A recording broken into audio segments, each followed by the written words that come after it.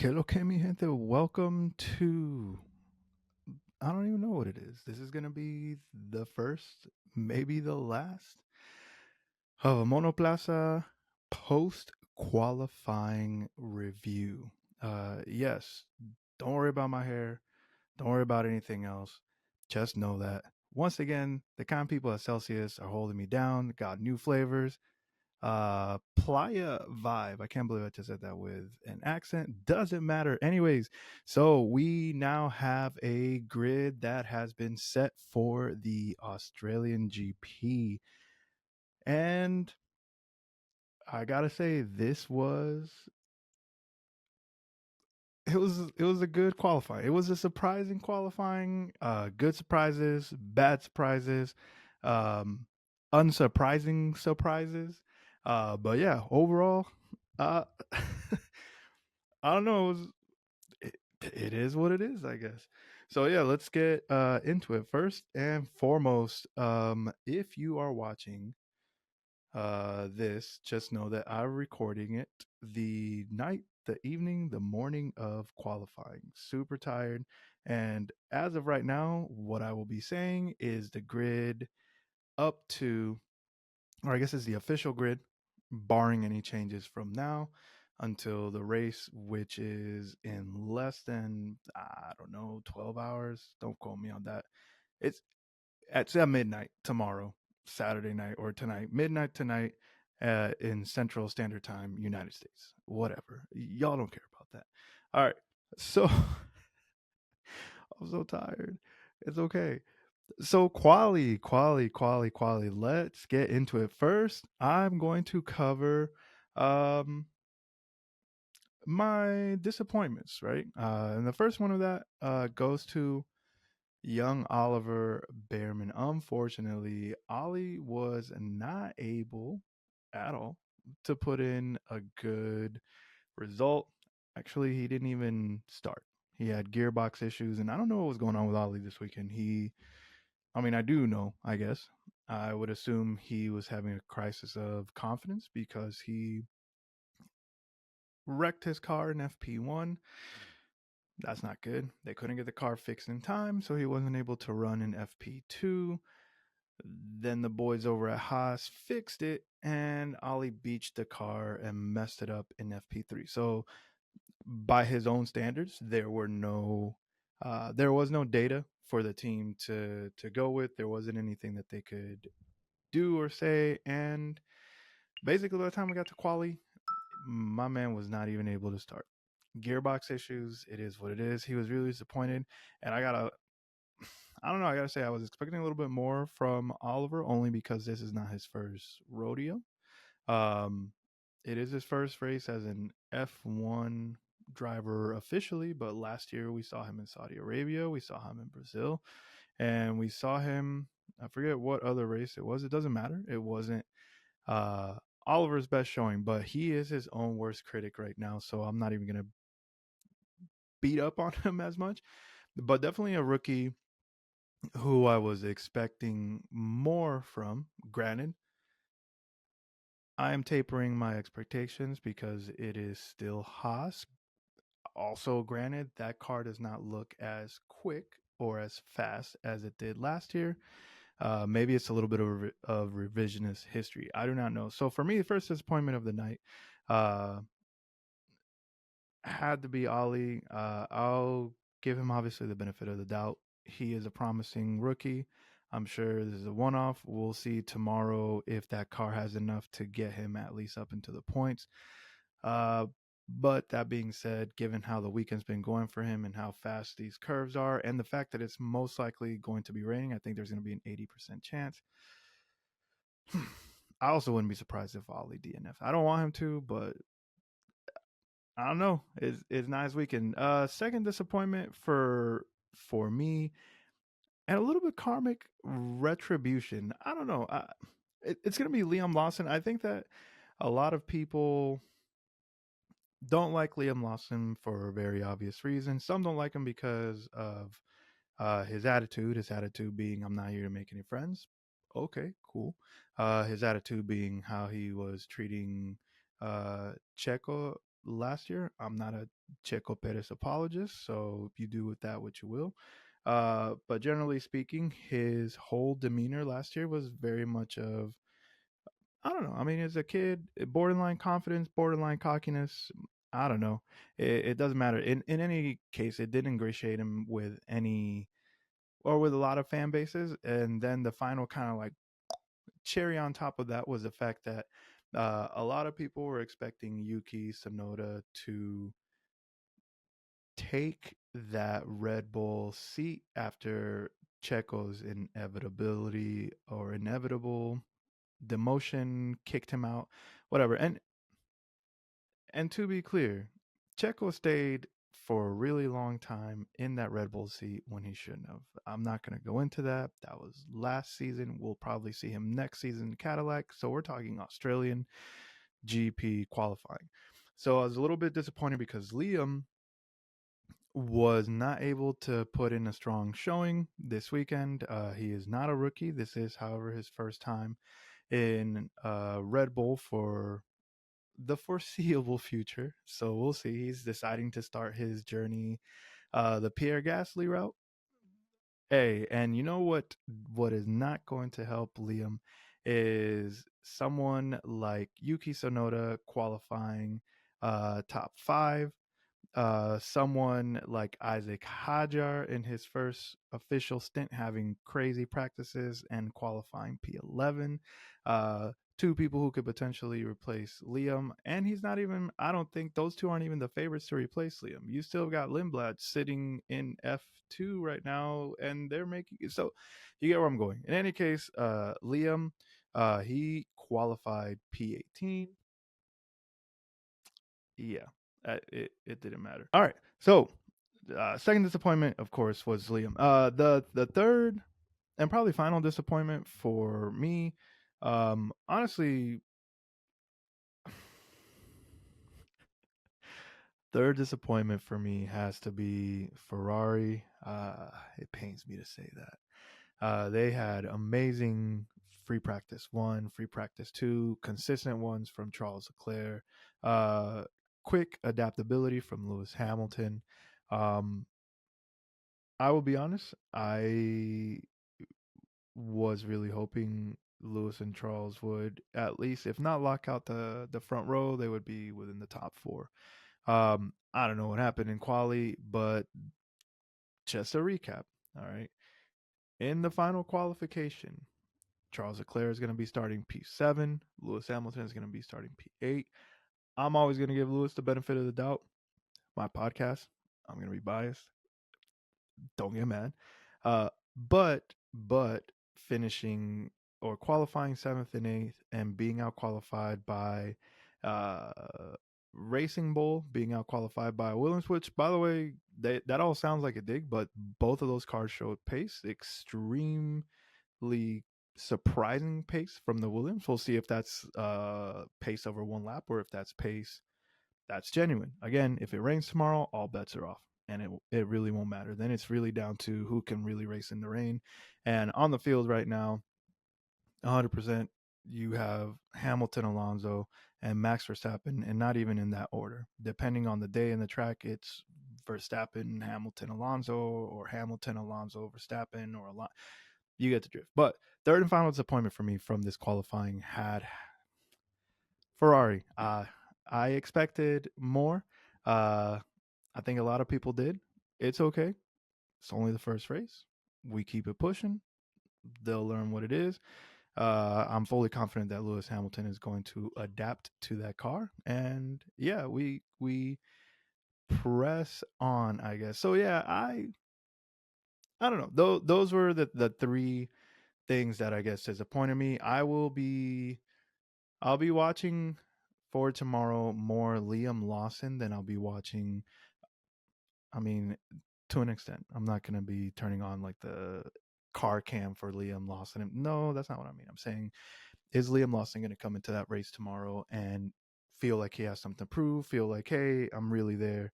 I need to do blah blah blah, blah and do all this extra stuff and end up crashing. Clock it. All right, and so We'll see. Hopefully, Ali can rebound. Hopefully, Ferrari can rebound. Again, if it rains, all bets are off, right? So yeah, turning it over to, I guess, the next thing for me, I was I was really really surprised. My greatest surprises were the rookies, or at least some of how they performed. Oh, wait, real quick before I move on. Last disappointment for me was the strategy that they were using for Andrea Antonelli. Um, and Mercedes, again, I'm not sure what they were doing.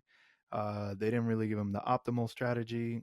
They were trying to keep him on the same strategy as George Russell by sending him out in those old tires, not getting some banker laps in, whatever it is, or not even old tires, his medium tires.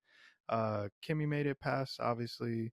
The He had some good laps, and then again, the strategy just kind of screwed him at the end, right? Um, F1 is not a finishing school, as y'all have heard. So I'm sure Mercedes was like, hey, you got the pace. We're just going to throw you into the deep end, blah, blah, blah, blah, blah. This, that, and the third. They didn't do him any favors. So disappointed in Mercedes' strategy for their rookie. Okay. That's it. Full stop. All right. The areas that I was really, really happy and it was just kind of exciting to see. First and foremost, Gabi Bortoletto, once again, let me preface this by saying that anytime anybody shuts Helmet Marco up. Mmm, delicious. All right. Ah, they need to stop putting the mic in front of Helmet Marco. Anyways, after calling Gabby basically a B-rate driver, just calling him buns, Bortoletto came out there and he out qualified the heir apparent to the second seat of the McLaren, or not the McLaren, of the Red Bull. Bortoletto outqualified his teammate Nico Hulkenberg, who did not have the best of luck in that final stint of Q1. Great, awesome. He also outqualified Liam Lawson. So yes, that was a happy surprise for me. And obviously, Bortoletto is one that is viewed as a great talent. Sauber, Audi, that car is trash. Okay, that car is trash. It continues to be trash. I hope for his sake that his talent is not wasted there, and that they can build on that progress. Right. Once they get a TP, or he starts as official. Once the new TP starts, maybe that can help improve. However, if this is the car for this year, is going to be a long rookie season for Gavi Bortoletto. That's it. In any case, he did really well. Super happy with that. Yeah, awesome. Second rookie, and honestly, he's quickly becoming one of my favorite rookies. Isaac Hadjer just went out and did the most. Really not that far away from Yuki, only a couple tenths away from qualifying in Q3. Strong showing. I thought P11 for that V car for a rookie was actually really well. I thought that honestly, Yuki qualifying P5, sure. So again, it's another one of those questions. I need to dive more into the long race pace of those cars, but yeah, pleasant surprise for me was seeing how Bortoletto got out of Q1, how Isaac Hadger performed. Um, to start the race tomorrow, P11. Yes, awesome.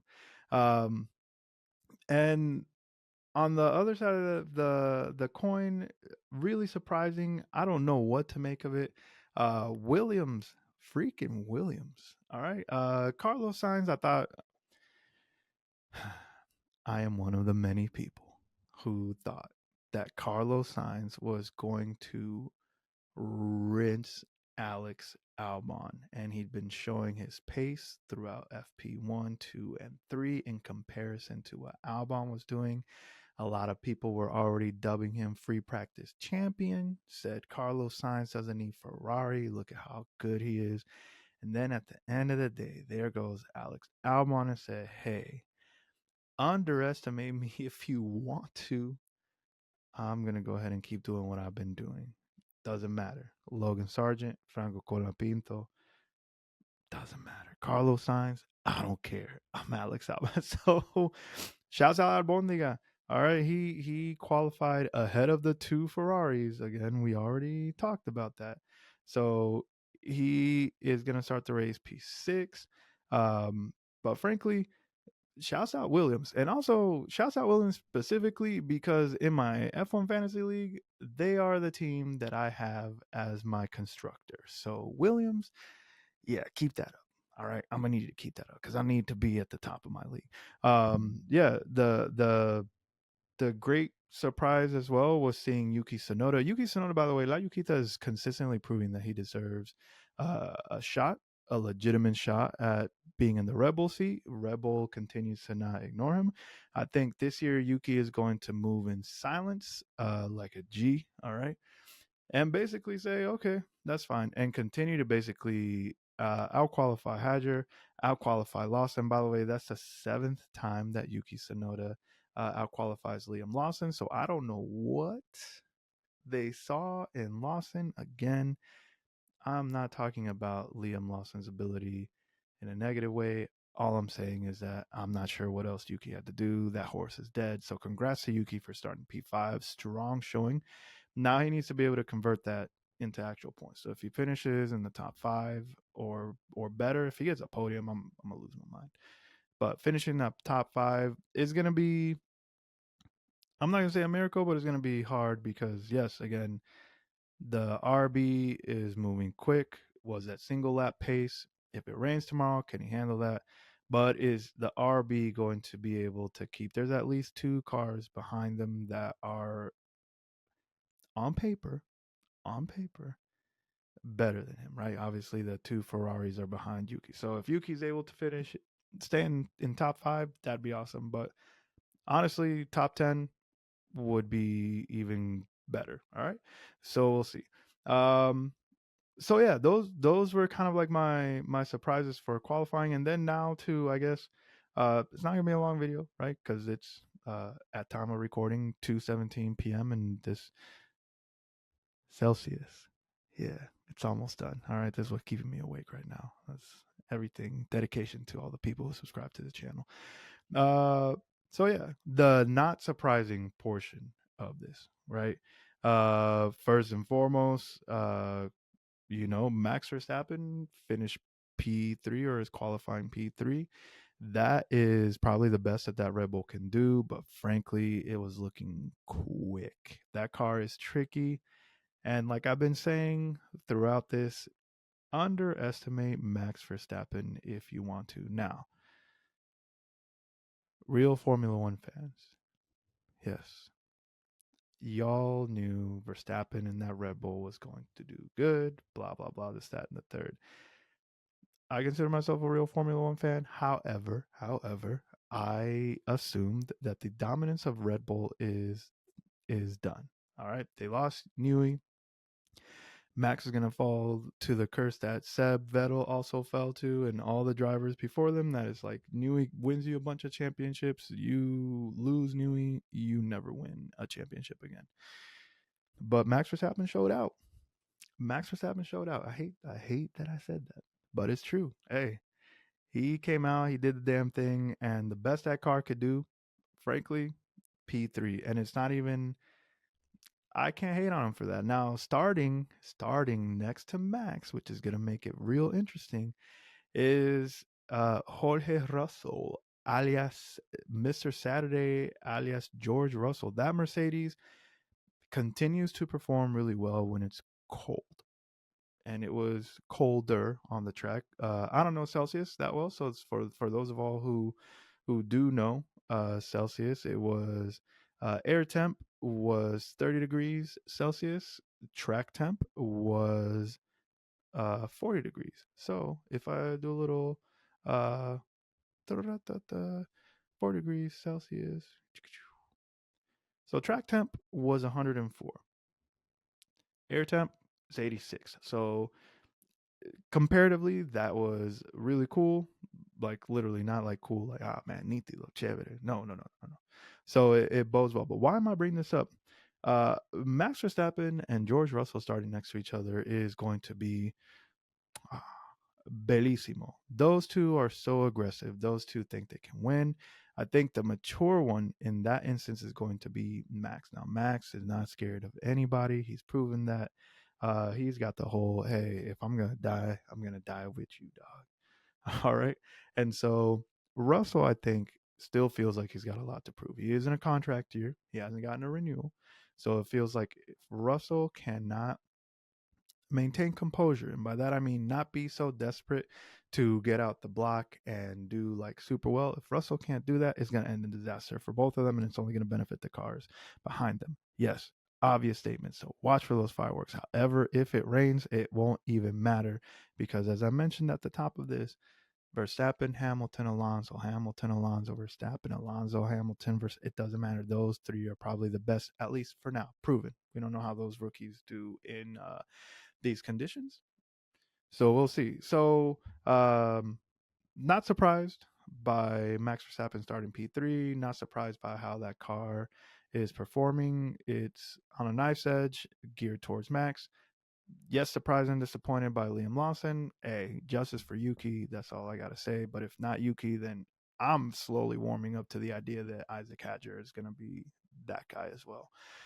And then finally, starting P1 and P2, it is a McLaren front row lockout. Now, McLaren, you know what? They've been sheepish all weekend, but everybody kind of knew, hey, this car is fast. It's got pace. They might be sandbagging. They might have the engine mode turned down to something lower, but they've been consistently at the top of the timesheets. FP1, FP2, FP3. Great. Awesome. Oscar Piastri, I thought for a hot second he was going to claim pole, his first one in F1. That would have been great, especially in front of his home crowd. But Lando Norris, hey man, I got to give it to Lando. He went out there, he did his thing. He said, you know what, let me just take care of pole first. He's showing everything that somebody who learned a lot from last year needs to know, right? Talking about other cars might be faster, saying, you know, it's just pole. We'll see what happens and the race tomorrow. So I am, fortunately, unfortunately, it really depends if you're a McLaren fan. I happen to like Zach Brown, so I don't actually mind. Oscar P is somebody that I cheer for. Still trying to get that Oscar Piastri mini helmet. I need that. Anyways, and so starting out, locking out the front row is going to be Piastri. It's going to be Lando. Okay. Now, again, if it rains, you notice me and the trend that I'm saying. If it rains, it's going to be a different thing. Now, the other thing that I'm going to be watching for at the start of this race is the entry into turn one. Lando previously last year had some really, really, really, really terrible starts. All right. His pole to win ratio is not that great. Matter of fact, I don't even know if I got into an argument with somebody last year about it in the comments section. We just kept going back and forth. That person, shouts out to them. They're a big Lando fan. And, you know, Lando's got some shooters out there. All right. So good for him. But we go back to Monza. All right, and y'all saw what happened between Lando and Oscar last year. That's, you know, the time of my life when I was saying Oscar P's got that dog in him. All right. So we will see tomorrow what happens, but it's a front row lockout for McLaren. It's definitely starting off on the right foot. That means McLaren is for now. So we'll see. For now, it is McLaren's championship to lose. And for their sake, I hope that they establish who their number one driver is quickly. Once you start to see that someone is taking the lead, then I'm sorry, whoever it is needs to number one and number two. Otherwise, they're just going to be constructors championship or champions again, and Max Verstappen will come out of left field and win it for the fifth consecutive time. All right, cool, done. So yeah, that's it. Hey, this was really short. All right. The race order is going to be on the screen, but P1, Lando Norris, P2, Oscar Piastri, P3, Max Verstappen, 4, George Russell, 5, Yuki Tsunoda, 6, Alex Albon, 7, Charles Leclerc, 8, Lewis Hamilton, 9, Pierre Gasly, and 10, Carlos Sainz. Those are your top 10. All right, everybody else, I'm gonna put some graphics down there. You can see it. And yeah, for those of you who watched, I don't know. Tell me what you think. I don't actually do these qualifying shows a lot, just because, frankly, hey, it's late, all right, or early, whatever. I don't know. And also, like, I'm just talking about qualifying. Again, just to recap, it was definitely an exciting quali because it was the first one of the year. Disappointments had to be Ollie Behrman. He's a rookie. I'll give him that. Liam Lawson. I can't believe we lost Checo to this. All right, for now, that's what I'm saying. I can't believe we lost Checo to this. Done. Surprises. Again, just to recap. Hadger, Bortoletto, and those Williams boys. All right, that car's got pace. Pleasant surprise, also Yuki. So surprises, Williams, and freaking Williams and V Carb. I don't see they changed their name. Visa Cash App Racing Bulls, right? And lastly, because I didn't get to touch on them that much, um, I'm not even gonna say this for a long time. It is Alpine. All right. Obviously, the rumor is that Jack Doohan has only got 5 races. I do feel like he was on par to at least qualify close to Pierre Gasly. Unfortunately, because Lewis Hamilton had a spin out, it caused Doohan to be right there. They threw up a yellow. He had to slow down. He was eliminated. So the timesheets will say, hey, Jack Doohan was buns in his first race. Bring out Franco Colapinto, which I think is going to be inevitable anyways. And Doohan, by the way, is going to be starting P14. That doesn't tell the whole story. So I do feel bad for him. I do feel like if anyone needs to have a strong showing, strong outing, it's Jack Doohan. All right. Um, yeah. So that's the last bit. Again, shouts out to Williams. Shouts out to Visa Cash App Racing Bulls. Surprises for me. And again, another surprise slash disappointment is Ferrari. Ferrari, I fully expect y'all to do something with it tomorrow if it rains. And then lastly, look for fireworks between Verstappen and George Russell tomorrow. And I think it's going to be mostly Russell causing the issues because he's so desperate to win. But other than that, I fully expect tomorrow. So here's my prediction for tomorrow. I think it's going to be Lando Norris P1, Oscar Piastri P2, and then I'm gonna throw in a Charles Leclerc P3. All right. So Lando P1, Oscar P2, Charles Leclerc P3, and I'm saying that only because I don't think Max and George make it out of turn one. Throw that all away if it rains, by the way. If it rains, 100% if it rains, it's going to be Lewis Hamilton, Max Verstappen, and Lando Norris for some crazy reason. All right. So, yeah, that's it. And hey, if you have made it this far, please, please, please uh, comment, like, subscribe, tell your tios, your tias, your mamis, your papis, abuelos, abuelas, basically tell your family, tell your friends, tell everybody. And yeah, thanks for tuning into this very first, maybe the one and only, I don't actually know, uh qualifying or post qualifying show. Yeah, anyways, so that's it. Take care, y'all, and see y'all tomorrow for the race for the Monoplaza F1 podcast. As mi Vertre.